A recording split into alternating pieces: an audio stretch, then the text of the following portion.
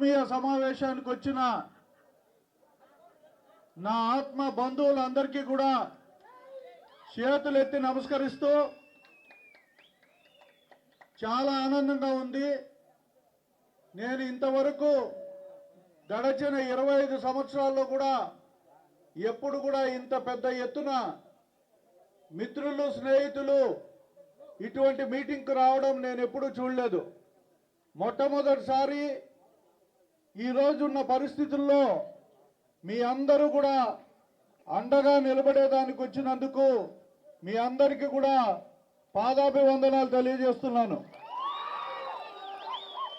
ఒకసారి మనం ఆత్మీయ సమావేశం అంటే మన అనుబంధాన్ని గుర్తు చేసుకోవడం.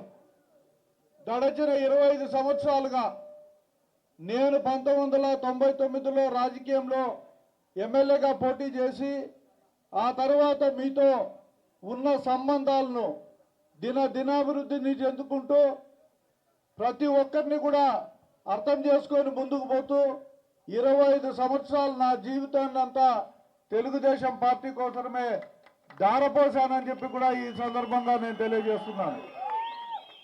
తెలుగుదేశం పార్టీనే నా కుటుంబం అనుకున్నా, తెలుగుదేశమే నా ఊపిరి నా శ్వాస అనుకున్నా, తెలుగుదేశాన్ని గెలిపించాలా అని అహర్నిశలు కృషి చేసే భాగంగానే నేను ప్రయత్నం చేసిన. నేను అవినీతి పరుణ్ణి ఎక్కడా కాకుండా నా జీవితంలో మచ్చ లేకుండా బతికే ప్రయత్నం నేను ఈ సందర్భంగా చేశానని చెప్పి కూడా తెలియజేస్తున్నాను. నేను ఎవరి మీద కక్ష సాధించే ప్రయత్నం కూడా ఈ గడిచిన 25 సంవత్సరాల్లో చేయలేదు. ఏ రాజకీయ పార్టీలో ఎవరున్నా అందరూ నాకు ఆప్యాయంగా పలకరించే వాళ్ళే. ఏదో ఒక రోజు నాకు ఓటు వేశారనే ఒక స్పృహతో పనిచేసిన వాళ్ళనే తప్పనిచ్చి వీళ్ళు నా వర్గము ఈ వర్గము ఆ వర్గము అని ఆలోచన చేసిన పరిస్థితులు నాకు ఏ రోజు ఉత్పన్నం కాలేదు, రాబోవు కూడా అని చెప్పి ఈ సందర్భంగా తెలియజేస్తున్నాను. సెల్ ఫోన్ అందరి చేతుల్లో ఉంది. ఈ రాష్ట్ర వ్యాప్తంగా ఎవరెవరు ఏమేమి చెప్తున్నారో ప్రతి ఒక్క అంశాన్ని కూడా మీరు గమనించే శక్తి ఆ సెల్ ఫోన్ మీకు ఇచ్చింది. మీకున్న మేధస్సు మీకు ఒక ఆయుధాన్ని ఇచ్చింది ఈ ప్రభుత్వం. మీకున్న మేధస్సుతో ఎవరికి ఓటేయాలా ఎవరికి వేయకూడదు అని నిర్ణయించే శక్తి అధికారం మీకు ఇచ్చినాయి తప్పనిచ్చి ఎవరికో ఎక్కడో ఉండే వాళ్ళ కాదు అని చెప్పి మీకు నేను మనవి చేస్తున్నాను. ఎవరి ప్రలోభాలకు లొంగాల్సిన పనిలే, ఆశలకు లొంగాల్సిన పనిలే. రాజకీయ పార్టీలు చాలా విషయాలు చెప్తా ఉంటాయి. మనం అనలైజ్ చేసుకోవాలా, మనం ఆలోచన చేసుకోవాలా. ఎటువంటి వ్యక్తిని మనం స్థానికంగా మనం గెలిపించుకుంటే స్థానిక సమస్యల పైన పోరాడతాడు అని. గంగిరెద్దు మాదిరి తల ఊపి ఏ సమస్యలు పరిష్కారం చేయకుండా పోకుండా ఒట్టి శాసనసభకు పోతే వచ్చే లాభం ఏముంది అని చెప్పి నేను ఈ సందర్భంగా తెలియజేస్తున్నాను. మీకు కూడా తెలుసు, గడచిన 2 ఎలక్షన్లో మనం ఓడిపోయినాం. ఇక్కడ ఒక అభ్యర్థి గెలిచినాడు, సంతోషం. ఈయన ఎన్నో హామీలు ఇచ్చినాడు. ఈరోజు చూస్తే రామాపురం మండలం కరువు బారిన పడిపోయింది. విపరీతమైన కరువు వచ్చింది. తాగే నీళ్ళకి ఎద్దడి వచ్చింది. ఎక్కడ చూసినా మామిడి చెట్లు ఎండిపోతున్నాయి. ఏమి కారణం ఇది? రాజగోపాల్ రెడ్డి గారు ఆయన అహర్నిశలు కృషి చేసి వెలుగల్లు ప్రాజెక్టును ఆ రోజు తీసుకురావబట్టి ఈరోజు ఆ ప్రాజెక్టులో నీళ్లు ఉంటే ఆ నీళ్లను కూడా మనం వాడుకోలేని స్థితిలో ఉన్నాము అంటే ఈ ప్రభుత్వం ఎంత చేతగాని ప్రభుత్వమో ఒక్కసారి ఆలోచన చేయమని కూడా నేను చెప్తున్నాను. నీళ్లు ఉండి కాలువల్లోంచి తీసుకొచ్చి గంగనేరు చెరువుకు నీళ్లు ఇవ్వలేదంటే ఎన్ని సంవత్సరాలు మీకు ఈ సమయం కావాలా అని చెప్పి కూడా ఈ సందర్భంగా తెలియజేస్తాను. అడుగుతున్నాను వీళ్ళను, ఎందుకు గంగనేరు నింపలేకపోయినారు? 4.5 టీఎంసీల నీళ్లు పెట్టుకొని ఏదో 0.1 టీఎంసీ కూడా కెపాసిటీ లేని ఒక గంగనేరు రిజర్వాయర్కు నీళ్లు తీసుకురాలేకపోయినారంటే ఎంత అధ్వానంగా కాలువలు తయారు చేశారు. ఎందుకు నీళ్లు రాలేదో అక్కడ ఉన్న రైతాంగానికి అందరికీ కూడా తెలుసు అని చెప్పి కూడా ఈ సందర్భంగా తెలియజేస్తున్నాను. దీనికి కారణం ఇప్పుడున్న రాజకీయ పరిస్థితులు, ఇప్పుడున్న వ్యవహారం. ఏదో ఒక నాసిరకంగా 4 పనులు చేసుకొని డబ్బులు సంపాదించుకోవడం తప్పనిచ్చి ఏటీఎం కార్డు పెట్టి డబ్బులు గోకే తప్పనిచ్చి అవినీతి ఆరోపణలు ఎదుర్కొండే ఈ రాజకీయ పార్టీ ఈరోజు వైసీపీ పార్టీ. ఈ పార్టీ ఈరోజు ఎన్ని అవినీతి ఆరోపణలు ఎదుర్కొన్నా చీమ కుట్టినట్టు కూడా లేదు వీళ్ళకి. ఈరోజు వాళ్ళకు ఆనందంగా ఉంది. ఎంత అవినీతి చేస్తే అంత మేలు ఈరోజు. ఎందుకంటే ప్రజల దగ్గర ఈరోజు అర్థం కాని పరిస్థితిలో ఉన్నారు. డబ్బులు ఇస్తే ఓట్లు వేస్తారు అని అనుకుంటున్నారు. 3,000 ఇచ్చి ఓట్లు కొనుగోలు చేసే దానికి రెడీగా ఉన్నారు.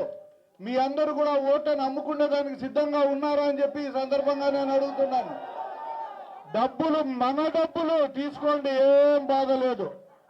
డబ్బులు మన డబ్బులే అవన్నీ. వీళ్ళ నాయన గారు సంపాదించిన డబ్బులు కాదది. ఈడ చెరువుల్లో అంతా అవినీతి చేసిన డబ్బు, కృష్ణా జలాలు ఇస్తా అని చెప్పి ప్రజలకు మోసం చేసిన డబ్బు.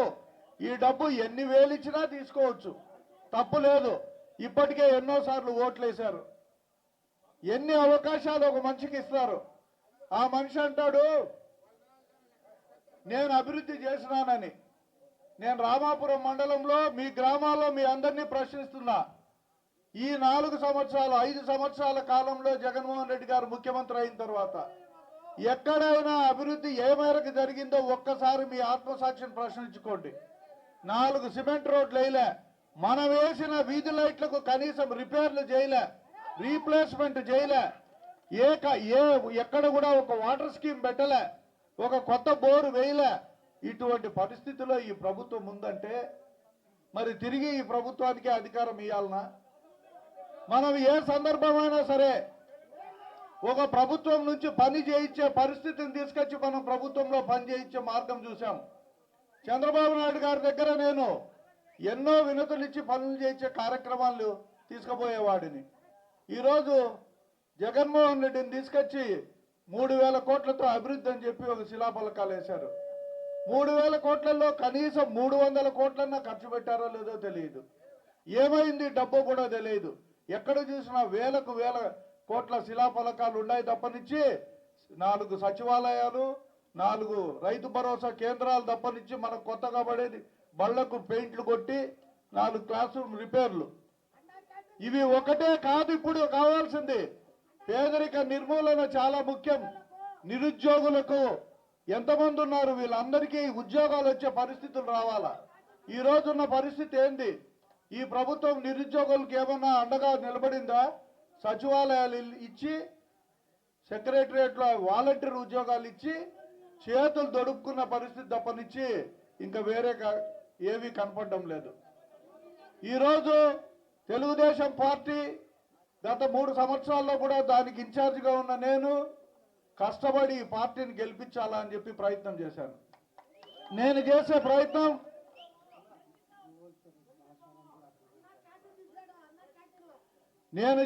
ప్రయత్నం బహుశా చంద్రబాబు నాయుడు గారికి సరైన సమాచారం లేక తెలియకపోయిందో ఏమో తెలియదు, కానీ కొంతమేరకు కొంతమంది సరిగా పనిచేయలేదంటనే అని అన్నారు.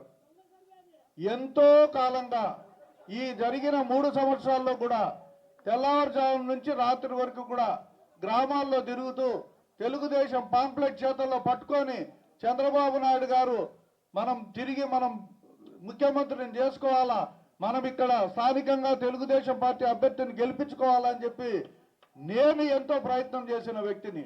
దీనికి కారణం నాకు ఈరోజు ఈ ఎమ్మెల్యే పదవి కొత్త కాదు, నాకున్న బంధం మీ అందరితో.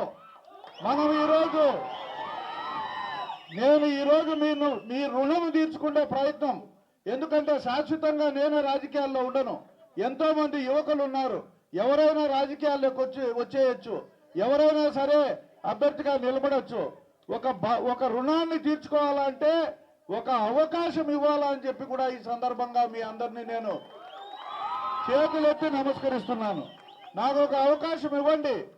ఈసారి మీ అందరి రుణము తీర్చుకునే ప్రయత్నం చేస్తాను. శాశ్వతంగా మీకోసమే పనిచేసే దానికోసం ప్రయత్నం చేస్తాం. జీవితాంతము నేను రాజకీయాల్లో ఉన్నా లేకున్నా లక్కిరెడ్డిపల్లిలోనే ఉండి ఎవరికైనా అవసరమైన వాళ్లకు సహాయం చేసేదానికి నా శేష జీవితాన్ని కూడా మీకోసమే అంకితం చేస్తామని చెప్పి కూడా ఈ సందర్భంగా తెలియజేస్తూ, నేను ఇన్నిసార్లు పోటీ చేసినా ఓడిపోయినా ఎక్కడ కూడా ఊరిచ్చి పారిపోలేదు, షట్టర్ ముయ్యలేదు, నాకేదో నష్టం జరిగిందని బాధపడలేదు. నాకు మీరు అన్యాయం చేసినారని కోపడలేదు. మీ అందరి మీద ప్రేమ రెట్టింపైంది. ఈ రోజు కాకుంటే రేపు, రేపు కాకుంటే మొన్నాడు, మొన్నాడు కాకుంటే అవతల మొన్నాడు మీరు నన్ను గుర్తిస్తారు అని చెప్పి ఒక నమ్మకంతో, ఒక విశ్వాసంతో ఇప్పటికీ కూడా ఆ ప్రయత్నాన్ని కొనసాగిస్తూ పోరాటాన్ని చేస్తున్నానే తప్పనిచ్చి బడే తీసుకొచ్చి కింద పడేసి నాకు చేత కాదయ్యా నేను ఈ పని చేయలేను అని చెప్పి వెనక్కపోయిన సందర్భం లేనే లేదు. ఆయన చెప్పినట్టు నేను రాజు కంటే గొప్ప మొండివాడిని కాబట్టే నేను ఈరోజు మీ అందరి సవాసం చేయగలుగుతాండ. పిరికివాడిని అయితే 3వ రోజే నేను ఓడిపోతేనే మరుసటి రోజు ఊరిసిపెట్టి వెళ్ళిపోవాలి. నేను ఈరోజు డబ్బు సంచులతో దిగే పార్టీ అభ్యర్థులు ఎంతో మంది వస్తూ ఉంటారు. నేను డబ్బు సంపాదించాలా అనుకుంటే నేను మీ అందరినీ వదిలిపెట్టి వెళ్ళిపోవాలి ఎక్కడికో ఒక చోటికి. ఈ ఊర్లో ఉండి డబ్బు సంపాదించలేము. ఏదో బయట రాష్ట్రాలకు పోయి ఏదో పని చేసుకొని బతికి డబ్బు సంపాదించుకోవాలా. నా మనసంతా పెరుగుతూనే ఉంటుంది. ఎట్టరా స్వామి రేపు పొద్దున్నే మన ఊరికి పోవాలా, మన వాళ్ళు ఫోన్ చేసినారు ఆడొక ఇబ్బంది వచ్చింది, ఈడొక ఇబ్బంది వచ్చింది అని.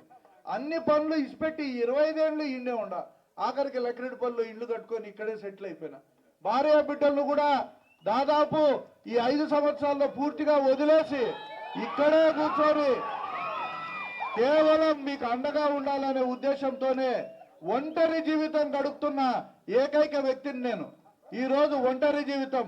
పనామి చేసే 2 చపాతీలు రాత్రిపూట తింటాము, పొద్దున్నే మీ ఊర్లోకి వస్తే మీరు పెట్టే టిఫిన్ తింటాము, మధ్యాహ్నం ఇంకొక ఊరికి పోతే వాళ్ళు పెట్టే అన్నం తింటాడా. ఈ రకంగా పెరిగి పెద్దయినోండి నేను.